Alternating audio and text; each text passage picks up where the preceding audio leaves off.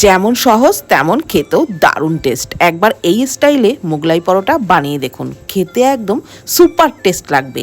একটা বোলের মধ্যে হাফ কাপ আটা, হাফ কাপ ময়দা, পরিমাণ মতো লবণ, একটু চিনি আর সাদা তেল দিয়ে ভালো করে মিশিয়ে অল্প অল্প জল দিয়ে লুচি পরোটার মতনই একটা ডো মেখে 10 মিনিটের জন্য একটু ঢেকে রেখেছিলাম। তারপর ওর থেকে ছোট ছোট করে লেচিগুলো কেটে নিলাম।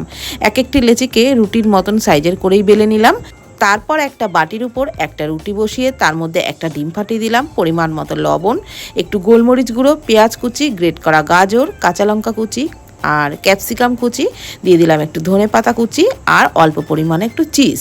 ওপর থেকে দিয়ে দিলাম আরেকটা রুটি চাপিয়ে, সাইডটা একটু ভালো করে চেপে এক্সট্রা অংশটা বাদ দিয়ে দিলাম। কড়াইয়ে সাদা তেলের মধ্যে উল্টে পাল্টে পরোটা বেশ লালচে করে মুচমুচে করে ভেজে নিলাম।